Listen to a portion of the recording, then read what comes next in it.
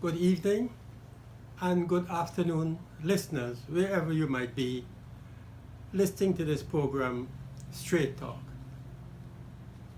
This week, I plan to speak about three topics, all related into one. And that is what has happened, how it happened, and what may happen. The three happens, as I call them. First of all, what has happened? In dealing with the three happenings, I am placing it in the context of the political situation vis-a-vis the impending elections in Guyana. Many of you have been following these developments in our country, at home and abroad. And I'm quite sure that most of you are very acquainted with these happenings, and you may have drawn your own conclusions as to what may happen in the final analysis. But for the purpose of contextualizing these happenings, and at the same time providing a prognosis of what may happen, or intelligently anticipating what may happen as a result of two of the happenings, I thought it might be useful for us to have a conversation on, as I described, the three happenings. First of all, let's deal with what has happened. It is almost 9 to 10 months now that the no confidence motion has been passed in the National Assembly. And many people, writers, commentators, all the politicians, people in the government, people in Guyana and overseas, will continue to analyze the effects, the impact, as well as what has happened since the passage of the no confidence motion. But let us deal with the first happening, and that is what has happened. I would like to refer to 10 elements of what has happened. First has to do with the fact that the country has been conned. You know, a con man or a con artist are not only involved in swindling property, monies, documents, etc. from people who do not know what is happening. But you also have con men and con artists in politics. And this I refer to the APNU AFC, who in the context of the first happening has conned the nation. They have conned the nation into believing that they are upholding the Constitution of Guyana, when clearly this is not the case.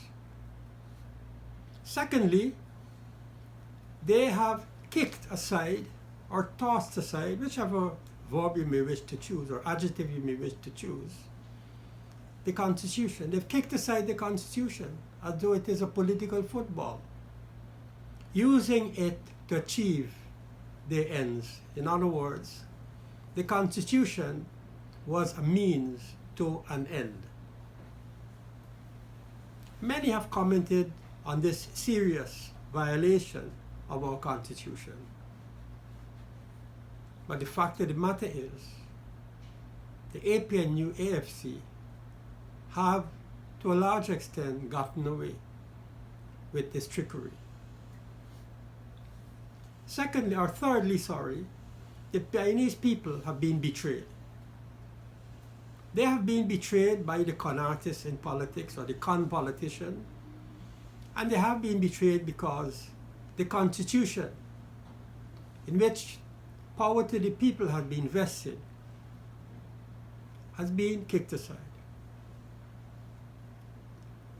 Fourthly, the opposition on the part of the government has been ignored. They have ignored all the attempts by the opposition to bring them to book, to bring the government to book. This is not to say that the actions of the opposition have not been effective.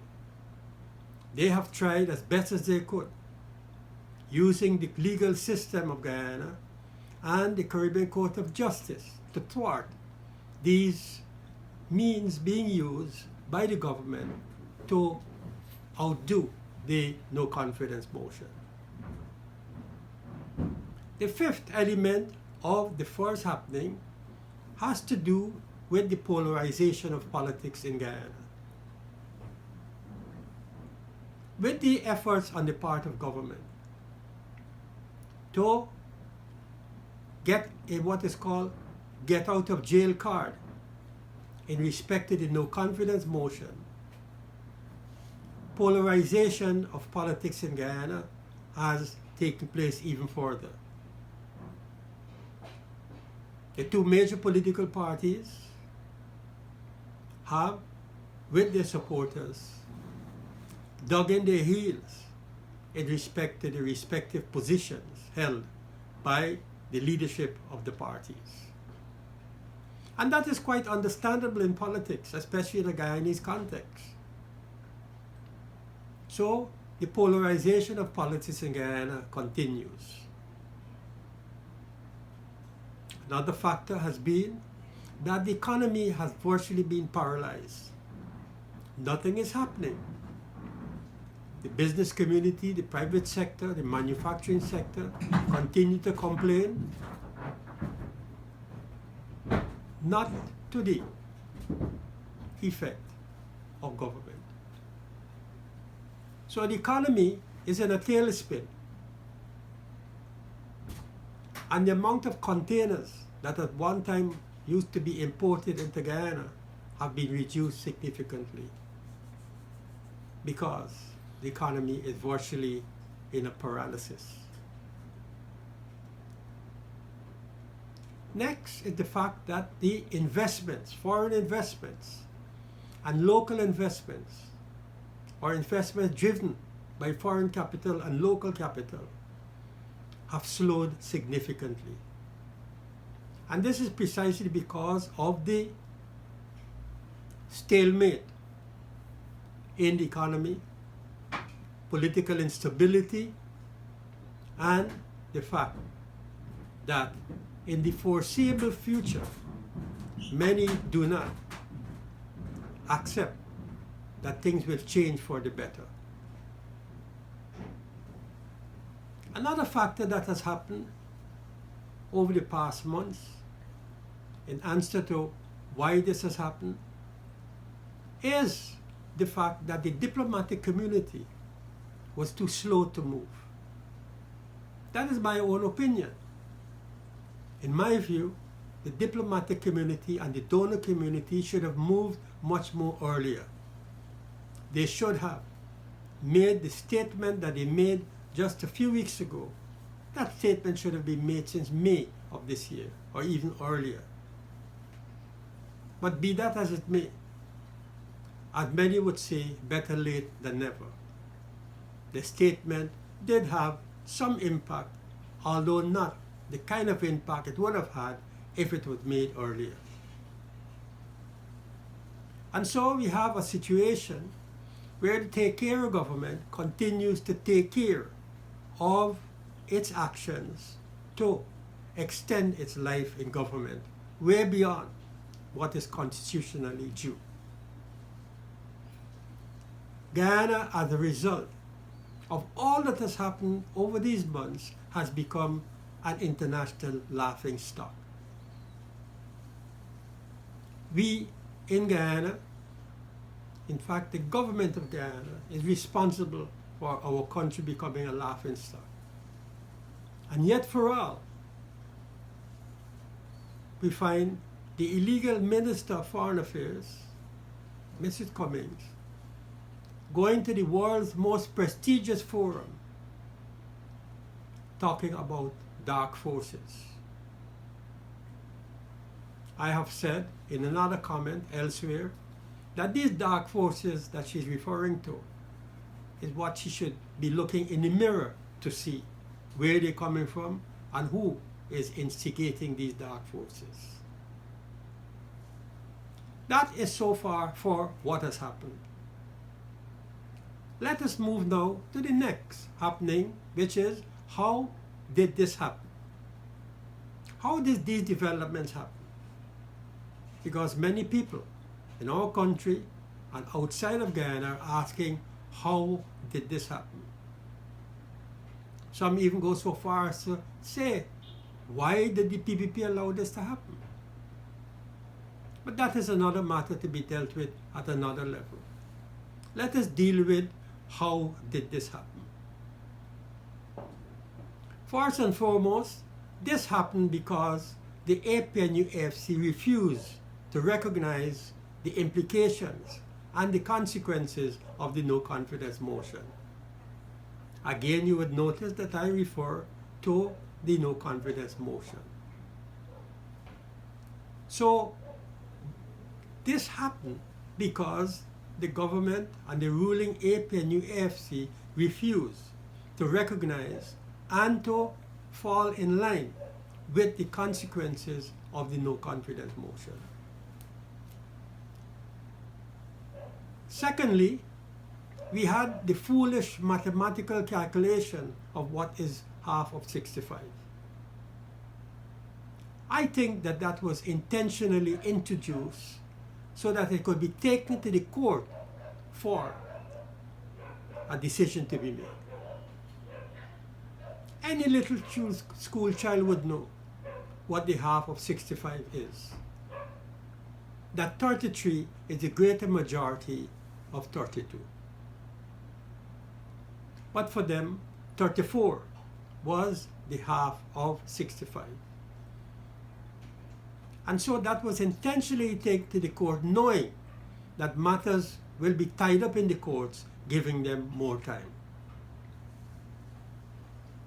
So the mathematical foolishness of what is half of 65 is what was the cause, one of the reasons why this situation occurred in Guyana.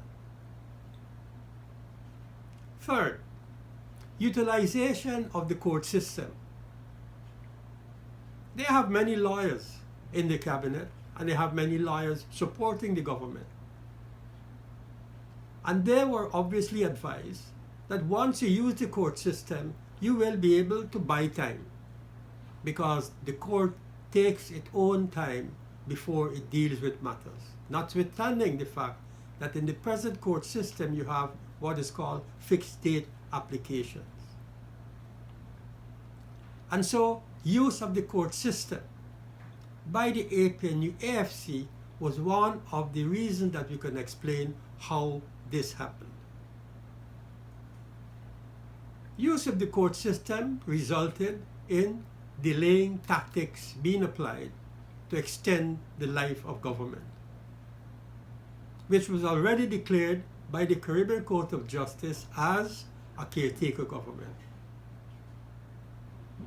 And so it appears as though, even though they accepted what the Caribbean Court of Justice declared and ruled, they carried on merrily with their delaying tactics. Delay, delay, and delay became the mantra of the ruling coalition. Another element to explain how this happened has to do with what is called the deceptive means that was used by government to stay in power. Deception became a hallmark of this administration. At every step of the process, they effectively use the element of deception. Now it is unfortunate that even their own supporters some of whom were deceived into believing that they were upholding the Constitution, meaning the leadership of their party and government, was, while deceiving people, was at the same time upholding the Constitution. In other words, they were sucking cane and whistling at the same time. All of this was meant to buy time. And the strategic objective of this buying time had to do with ensuring that they were remaining in government until the constitutionally due time for them to call elections. And this is where another element to explain how this happened comes in. And that has to do with the propaganda. Using the state-owned Guyana Chronicle, the GTV or NCN as they call it, and the networking on social media was completely filled with pro-government propaganda. Very little or nothing from the opposition could be seen or could be read in these outlets in respect to their positions contrasted with that of the government. And so the propaganda machinery of the government kicked in full gear, top speed, utilizing all the outlets possible to justify what they were doing. Last but not least, in explaining how this happened, had to do with the perceived disunity in the opposition. Unlike in the past, where situations like this obtained, there was always unity in the opposition. In the question of the referendum, 1978, all the opposition parties came together in what is called the Committee for Defense of Democracy. Powerful, united opposition confronted the government, which resulted in a massive boycott of the referendum for a new constitution in 1978. Again, in 1990, in preparation for the election which was postponed for 2 years, a united opposition emerged and formed what is called the Patriotic Coalition for Democracy, the PCD. This was a powerful opposition unity in Guyana, and this is exactly what the people of Guyana was calling for at that time. Mr. Hoyt, who was then the president of Guyana, at one time asked the question, who is the PCD?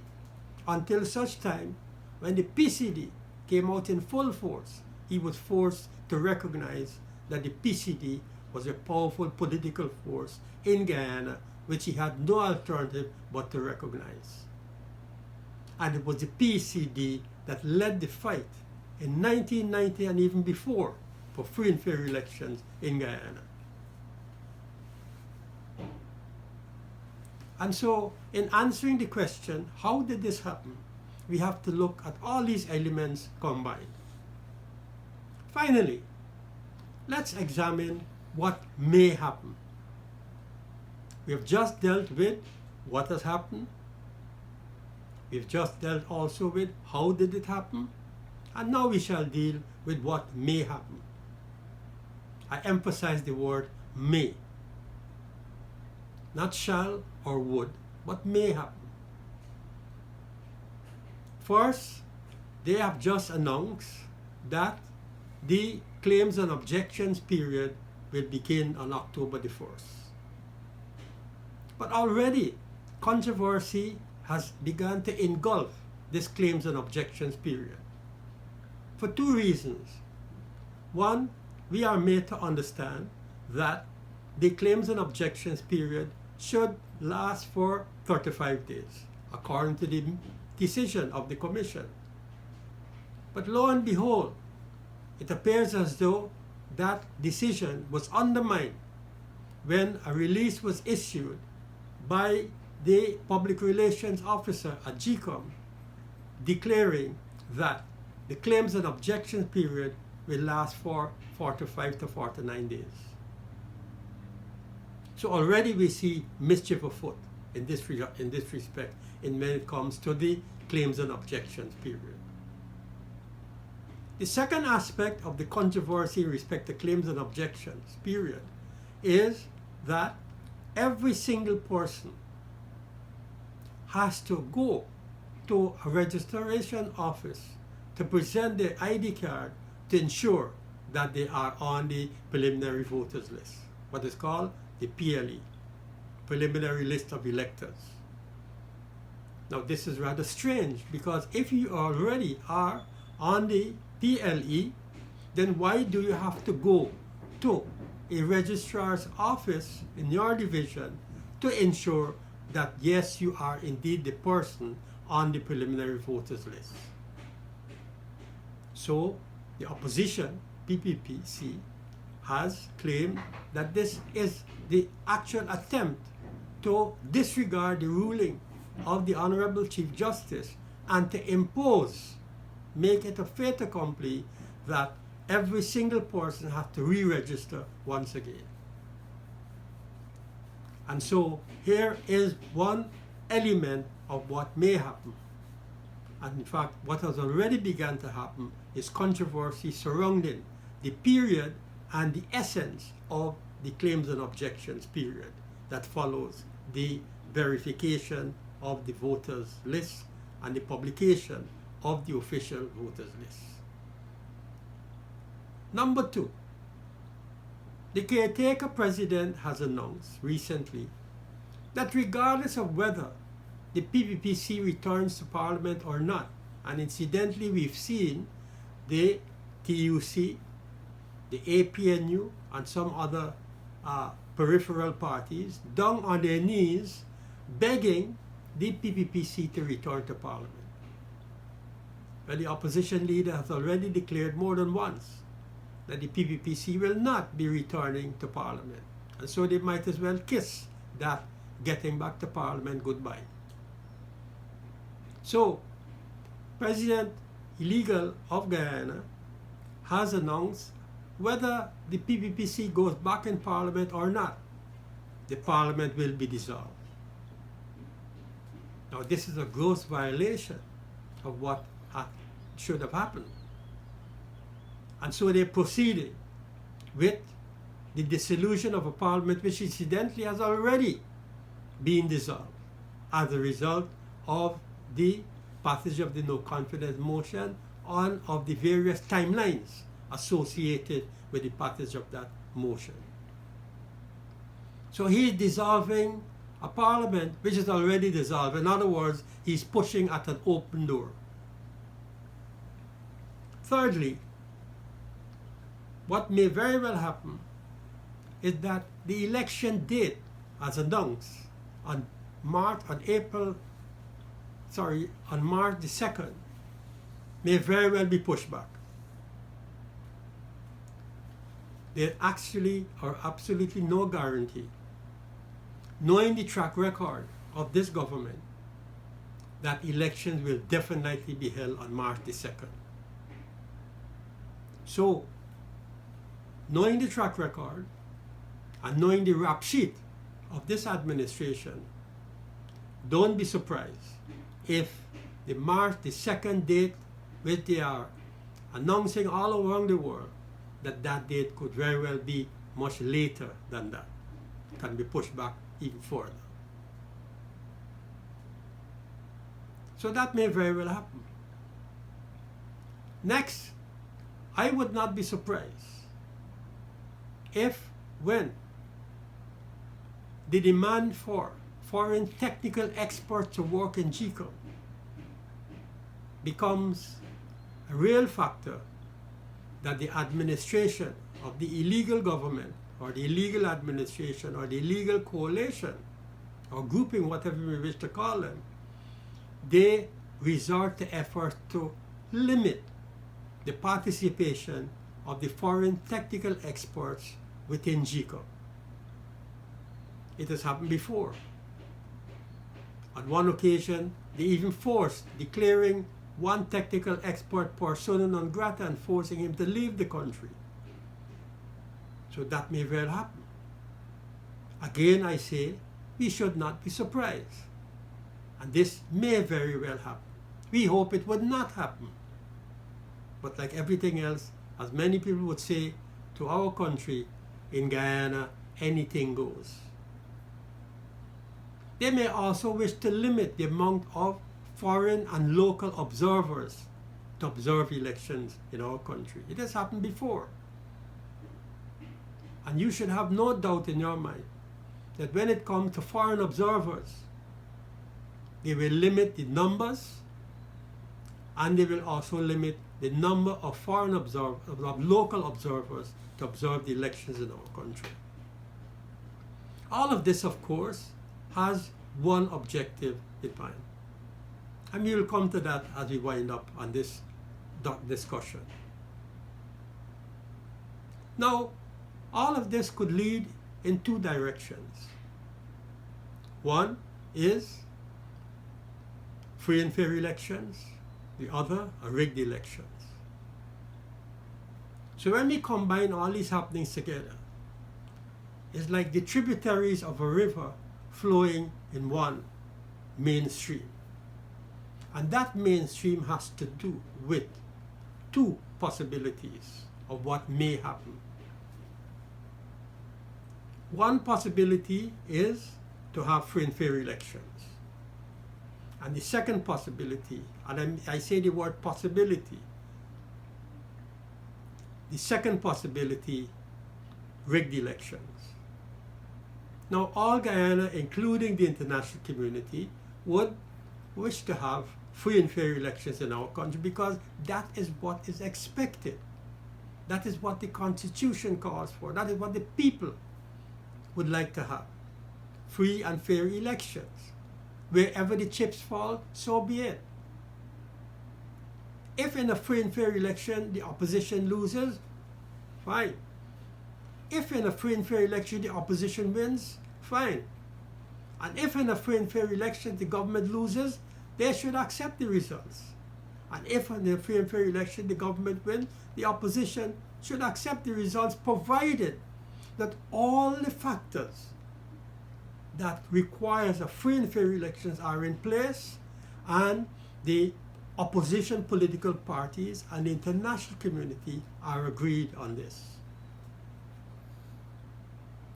So, we all want free and fair elections.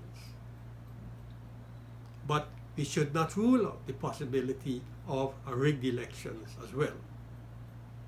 Because all these actions, all these maneuvering, all these subterfuges that the government is engaging in has led the overwhelming majority of people in our country to believe, to suspect that rigged elections is on the agenda as far as the government is concerned. You walk around this country, in every part of Guyana, you will hear people say, boy, like these people don't want to get away from government. That's a popular saying. Well, to have free and fair elections, it means that a fight has to take place. Fight meaning fight on every front. Fight meaning that a united opposition is what will send a clear message to the government. A clear message that was sent in the same way as when the opposition had the vigil in front of the conference center when the Chinese government or the Chinese embassy was celebrating their anniversary. That sent a clear message to the diplomatic community as to what is expected of them. In the same way, a united opposition, bringing hundreds of thousands of people on the streets in all parts of Guyana, is what will send a clear message to the government that nothing short of a free and fair elections is demanded by the people of this country. We, the Guyanese people, must show and demonstrate in no uncertain terms that a rigged elections is not on our agenda. that rigged elections in Guyana is something of the past, and that we, the people, are not prepared to go back to the past when rigged elections rule the day and encourage the government of the day to stay in office. Rigged elections will cause turmoil in Guyana. Take what I'm telling you. No one in Guyana, I doubt whether any of the opposition parties, any of the NGOs with credibility, whether the people will accept rigged elections. And therefore, rigged elections will be a recipe for turmoil in Guyana. The country will never be at peace. The country will never be at ease.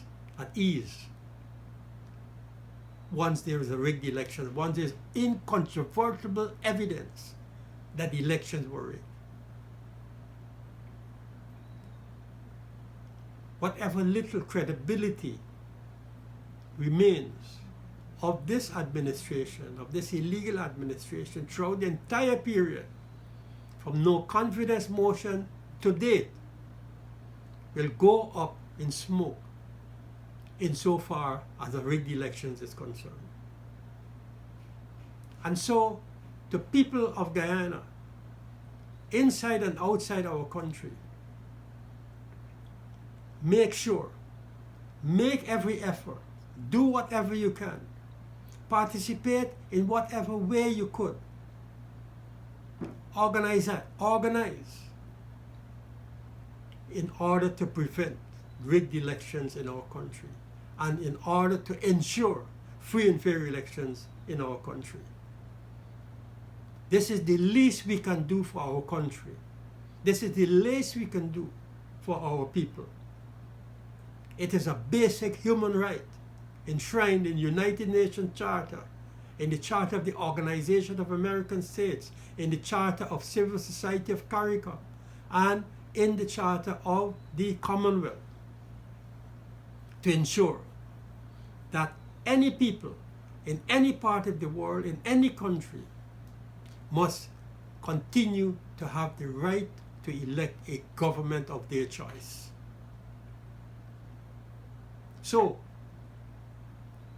my friends, this straight talk is dedicated to us continuing the struggle, continuing the fight, to oppose all the dark forces who may be attempting to throw wool or to throw dust in the people's eyes, to pull wool over their faces. Sheep in wolf clothing, pretending that they're upholding the Constitution, pretending that they are in favor of free and fair elections, when in fact, it's to the contrary. So we have to continue the fight, inside and outside Guyana, for free and fair elections, and in order for every Guyanese woman, man and child to live in a country that has peace, progress, and prosperity for every single Guyanese.